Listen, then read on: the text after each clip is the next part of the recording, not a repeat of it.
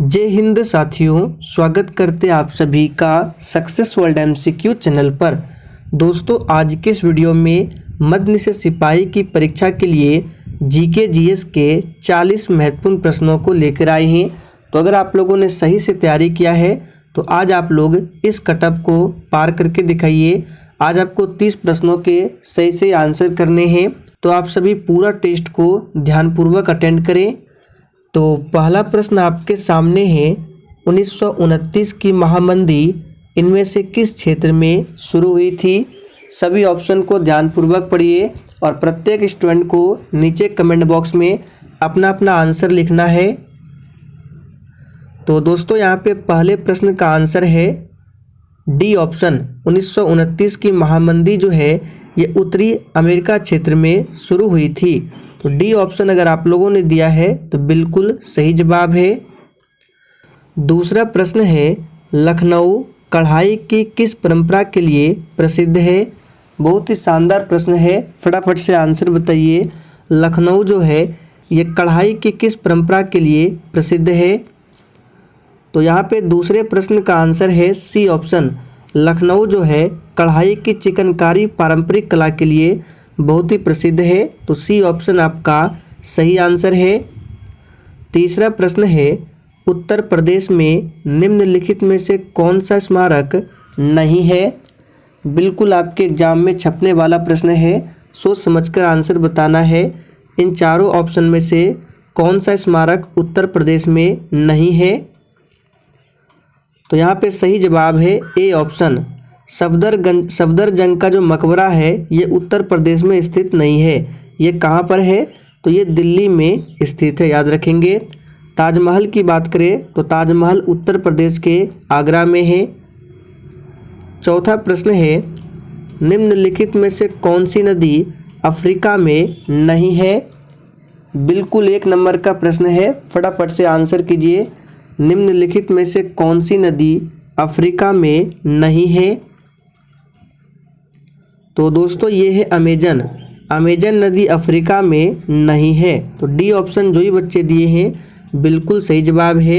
नील नदी विश्व की सबसे लंबी नदी है। किस देश में दुनिया का सबसे लंबा लिखित संविधान है? आपको एक भी प्रश्न को स्किप नहीं करना है, प्रत्येक प्रश्नों के उत्तर नीचे कमेंट बॉक्स में बताना है। तो किस देश में दुनिया का सबसे लंबा लिखित संविधान है? तो ये है अपना भारत। डी ऑप्शन जो ही बच्चे दिए हैं बिल्कुल सही जवाब है। और विश्व का सबसे पहला लिखित संविधान पूछे तो ये अमेरिका देश का संविधान है।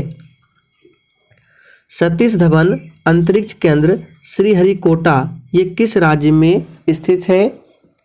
और दोस्तों, अगर आपको क्लास से रिलेटेड कोई जानकारी लेना हो तो आप लोग कमेंट करके पूछ सकते हैं। आपके कमेंट का रिप्लाई 100% दिया जाएगा।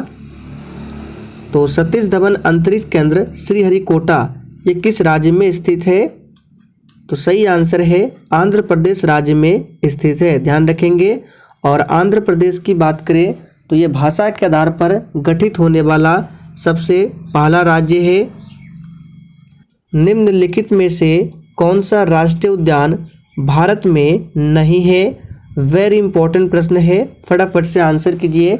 और दोस्तों, मध्य निषेध सिपाही के एग्जाम में किस तरह के प्रश्न पूछे आते हैं, किस लेवल का प्रश्न पूछा जाता है, अगर आप लोग देखना चाहते हैं तो यहाँ ऊपर आपको एक वीडियो का लिंक शो हो रहा होगा, आप लोग क्लिक करके देख सकते हैं। इसमें प्रीवियस ईयर में पूछे गए सभी प्रश्नों को कराया गया है। तो यहाँ पे इस प्रश्न का आंसर क्या हो जाएगा? निम्नलिखित में से कौन सा राष्ट्रीय उद्यान भारत में नहीं है?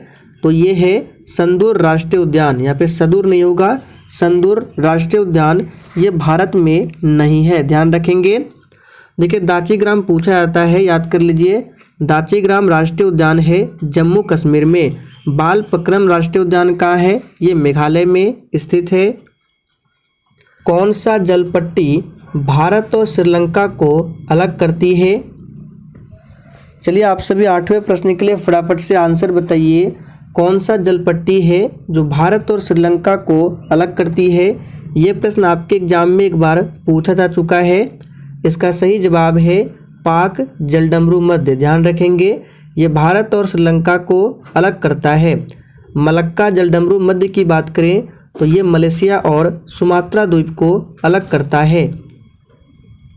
हरिपुरा, जहां भारतीय राष्ट्रीय कांग्रेस का वार्षिक अधिवेशन 1938 में सुभाष चंद्र बोस की अध्यक्षता में हुआ था, वह निम्नांकित राज्य में स्थित है। चलिए फटाफट से आंसर बताएंगे। ये जो हरिपुरा है ये किस राज्य में स्थित है। आपको यहाँ से एक और प्रश्नों को याद रखना है। सुभाष चंद्र बोस ने भारतीय राष्ट्रीय कांग्रेस के किस अधिवेशन की अध्यक्षता की थी, तो हरिपुरा अधिवेशन, जो कब हुआ था 1938 में। और हरिपुरा किस राज्य में स्थित है, तो गुजरात राज्य में स्थित है। आगे देखिए, वीरों का कैसा हो वसंत, इस कविता के रचयिता कौन है। ये हिंदी व्याकरण के प्रश्न है, फटाफट से आंसर कीजिए। वीरों का कैसा हो वसंत, इस कविता के रचयिता कौन है।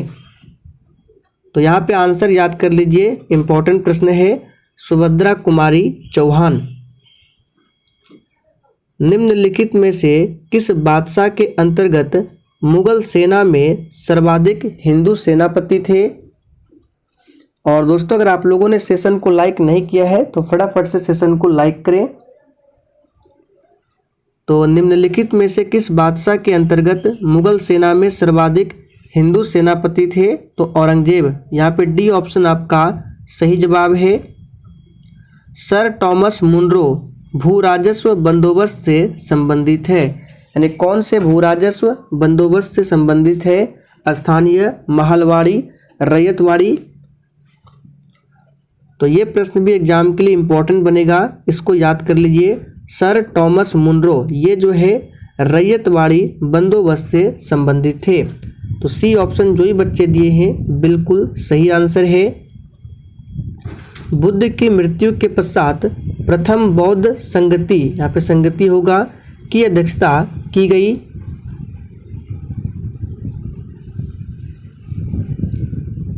तो देखिए, प्रथम बौद्ध संगति जो है ये 483 ईसा पूर्व में राजगृह में हुआ था। तो स्थान का नाम जरूर याद रखें। और इस समय अजातशत्रु का शासनकाल था।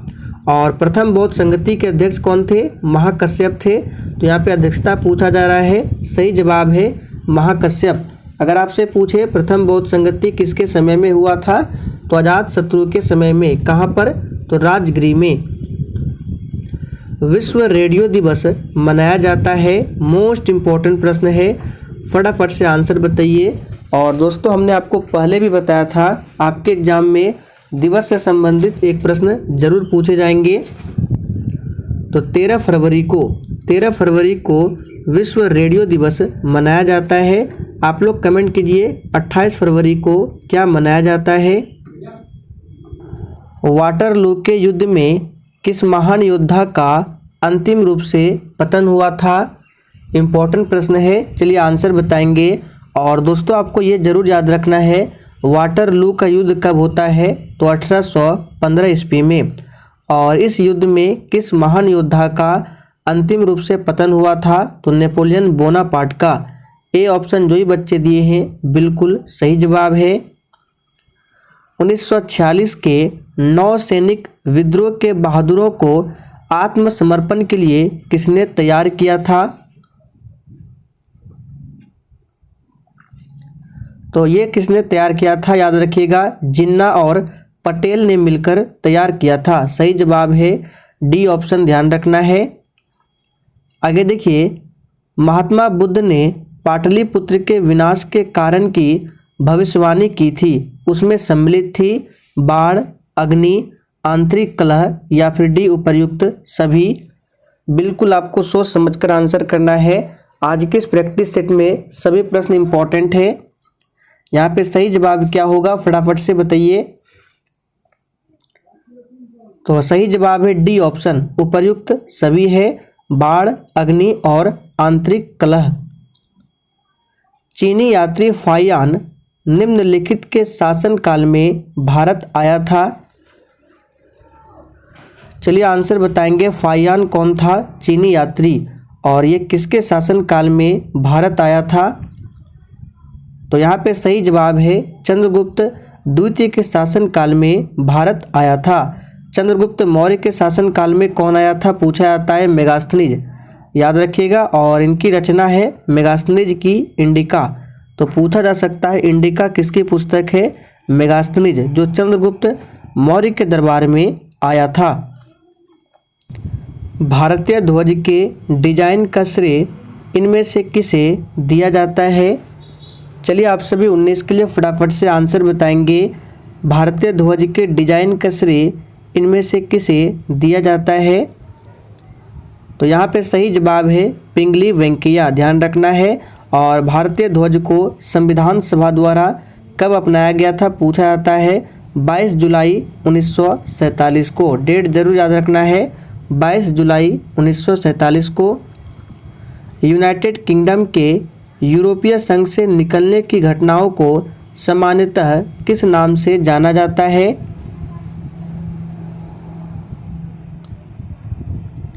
तो देखिए दोस्तों, यूनाइटेड किंगडम के यूरोपीय संघ से निकलने की घटना को जाना जाता है ब्रेक्जिट के रूप में। देखिए बी ऑप्शन में दिया हुआ है ब्रेक्जिट। भारत की इनमें से कौन सी नदी पूर्व से पश्चिम की ओर बहती है? मोस्ट इम्पोर्टेंट प्रश्न है, फटाफट से आंसर कीजिए। और दोस्तों हमने आपको बताया था जितनी भी नदियाँ पश्चिम की ओर बहती है वो डेल्टा का निर्माण नहीं करती है, एस्चुअरी का निर्माण करती है। और जितनी भी नदियाँ पूरब की ओर बहने वाली है वो डेल्टा का निर्माण करती है। तो यहाँ पे पूरब से पश्चिम की ओर बहती है, तो ऑप्शन में दिया हुआ है नर्मदा। ये नदियाँ, नर्मदा नदी जो है ये डेल्टा का निर्माण नहीं करती है, ये एस्चुअरी बनाती है और ये अमरकंटक से निकलती है। और ये पूरब से पश्चिम की ओर बहने वाली नदी है, ध्यान रखेंगे। राष्ट्रगान प्रथम बार कांग्रेस के किस अधिवेशन में गाया गया था? चलिए आंसर करेंगे फटाफट से। और दोस्तों आप सभी डेली क्लास को अटेंड करें, क्योंकि अब आपके पास बिल्कुल भी समय नहीं है। और डेली क्लास आपको मिलेगा रात 8 बजे और एक क्लास है रात 8:30 बजे। दोनों क्लास को आपको अटेंड करना है। यहाँ पे सही जवाब क्या हो जाएगा? कोलकाता अधिवेशन 1911 में पहली बार राष्ट्रगान जो कि जन गण मन है गाया गया था, ध्यान रखेंगे।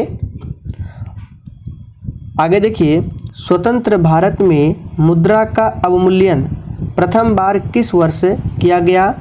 ये प्रश्न भी आपके एग्जाम के लिए इम्पोर्टेंट बनेगा, फटाफट से आंसर कीजिए। स्वतंत्र भारत में मुद्रा का अवमूल्यन प्रथम बार कब हुआ था? तो यहाँ पे जो ही बच्चे ए बता रहे हैं बिल्कुल सही जवाब है 1949 में, ध्यान रखेंगे। आगे देखिए, भारत में कोरोमंडल तट पर सर्वाधिक वर्षा होती है। चलिए आंसर बताएंगे फटाफट से, कब होती है भारत में कोरोमंडल तट पर? तो यहाँ पे आंसर क्या हो जाएगा? अक्टूबर नवंबर में, ध्यान रखना है। अक्टूबर नवंबर में भारत में कोरोमंडल तट पर सर्वाधिक वर्षा होती है। और एक पूछा जाता है कि भारत में अधिकांश वर्षा किस मानसून से होती है? तो याद रखिएगा दक्षिण पश्चिम मानसून से भारत में सर्वाधिक वर्षा होती है। सियाचिन है। चलिए आंसर कीजिए, सियाचिन क्या है? तो चलिए बता देते हैं। देखिए सियाचिन जो है ये भारत और पाकिस्तान के बीच का हिमनद सीमांत क्षेत्र को सियाचिन कहा जाता है। आगे बढ़ते हैं। जाफना प्रायद्वीप और श्रीलंका की मुख्य भूमि को जोड़ने वाले पास का नाम क्या है? बिल्कुल टॉप लेवल का प्रश्न है, फटाफट से आंसर कीजिए। और दोस्तों सेशन के लास्ट में आप सभी को बिल्कुल ईमानदारी पूर्वक अपना अपना स्कोर कमेंट करके हमें बताना है। यहाँ पे सही जवाब होगा एलिफेंटा पास, इसको याद कर लीजिए। 10 डिग्री चैनल किसके किसके बीच में है? तो अंडमान और निकोबार के बीच में है 10 डिग्री चैनल। चीड़ के पेड़ सामान्यतः निम्नलिखित जलवायु प्रकारों में से किस एक में पाए जाते हैं? और देखिए दोस्तों, ये जो चीड़ का पेड़ है इससे तारपीन का तेल निकाला जाता है। यहाँ पे आंसर क्या हो जाएगा? उष्णकटिबंधीय मानसून। आगे बढ़ते हैं। भी आकार की घाटी का निर्माण किसके द्वारा होता है? बिल्कुल सिलेक्टेड प्रश्न है, फटाफट से आंसर बताइए। भी आकार की घाटी का निर्माण किसके द्वारा होता है? तो दोस्तों ये होता है युवा नदी द्वारा। किसके द्वारा? युवा नदी द्वारा। याद रखेंगे, बिल्कुल एग्जाम में पूछा जाने वाला प्रश्न है। पंचायतों के निर्वाचन में चुनाव लड़ने के लिए उम्मीदवार की न्यूनतम आयु कितनी होनी चाहिए? तो दोस्तों यहाँ पे आंसर क्या हो जाएगा? 21 वर्ष। कितनी? 21 वर्ष। और मतदान के लिए उम्र है 18 वर्ष, आप सभी जानते हैं।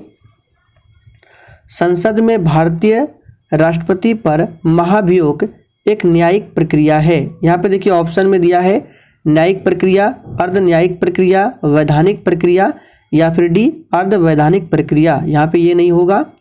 प्रश्न सिर्फ है कि संसद में भारतीय राष्ट्रपति पर महाभियोग क्या है, कौन सी प्रक्रिया है?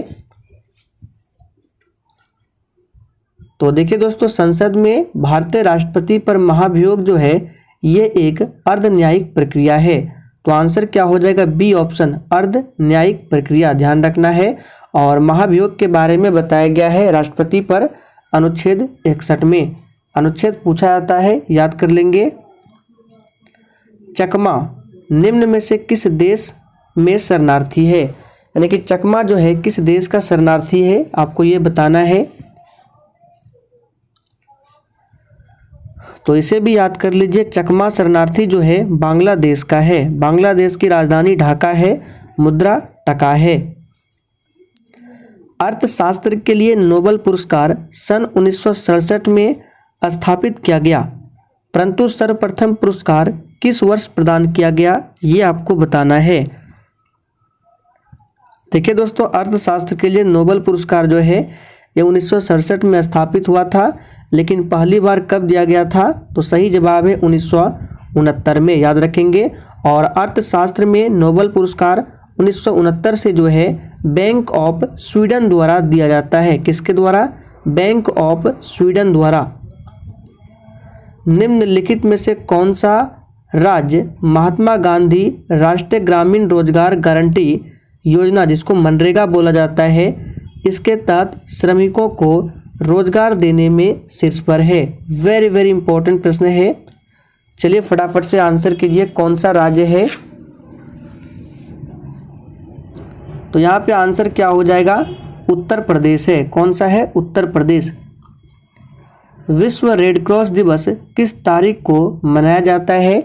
और हम आपको जितने भी दिवस से संबंधित प्रश्नों को बताएंगे आपको याद कर लेना है। यहाँ से भी आपको 4 से 5 बताते हैं। विश्व रेड क्रॉस दिवस ये मनाया जाता है 8 मई को, सबसे पहले ये ध्यान रखेंगे।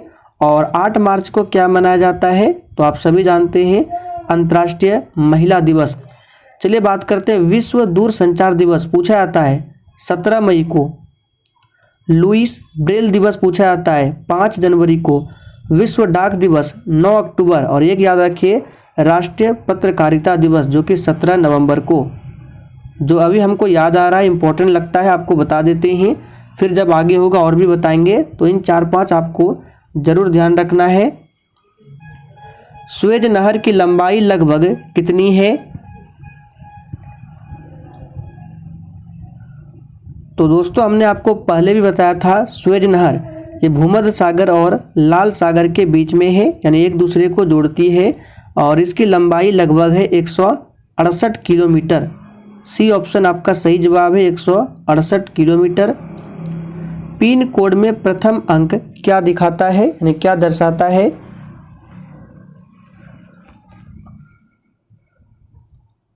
तो दोस्तों पिन कोड में जो प्रथम अंक होता है ये क्या सांकेतिक करता है? तो निश्चित क्षेत्र को। याद रखिएगा, पिन कोड में जो प्रथम अंक होते हैं निश्चित क्षेत्र को दर्शाता है। चेंचू जनजाति किस प्रदेश के निवासी है? चलिए आंसर कीजिए। दोस्तों इसमें आपका कटअप रखा गया है 30, लेकिन आपको आंसर करना है 35। बिल्कुल सोच समझकर आंसर देना है 35 प्रश्नों का आपको। तो चेंचू जनजाति किस प्रदेश के निवासी है? हमने आपको पहले भी बताया है, आंध्र प्रदेश। आगे देखिए, हिंद महासागर के तट पर स्थित देशों में सर्वाधिक तट लंबाई वाला देश कौन सा है? तो यहाँ पे पूछा जा रहा है हिंद महासागर के तट पर जो स्थित देश है इसमें सर्वाधिक तट लंबाई वाला देश कौन सा है? तो ये है अपना भारत। कौन है? अपना भारत, याद रखेंगे। भारतीय संविधान सभा के संघीय शक्ति समिति के अध्यक्ष कौन थे?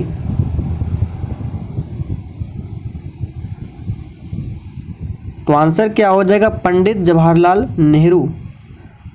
आखिरी प्रश्न है राष्ट्रीय पर्यावरण शोध संस्थान कहाँ पर स्थित है? और ये आज का टेस्ट प्रश्न है। इसका आंसर आपको नीचे कमेंट बॉक्स में बताना है।